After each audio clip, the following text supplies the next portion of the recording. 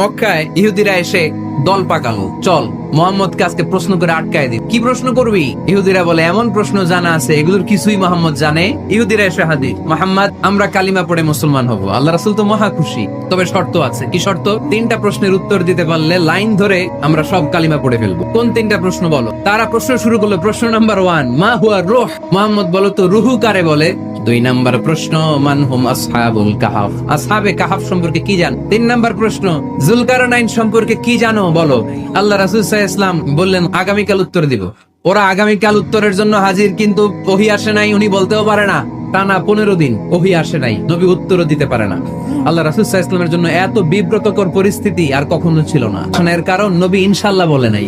এবার আল্লাহ 3টা প্রশ্নের উত্তর জানায় দিলেন। এবার নবী দাঁড়িয়ে গেলেন, বললেন কার কার উত্তর লাগবে আসো। রূহ হলো আল্লাহর আদেশ, আল্লাহর আদেশে ঢুকে আর আল্লাহর আদেশে বের হয়। আসহাবে কাফের 7 জন ছেলে ছিল, গুহার মধ্যে আল্লাহর ভয়ে ঢুকেছে। 309 বছর পরে আল্লাহ তাদেরকে আবার ঘুম থেকে জাগিয়েছে।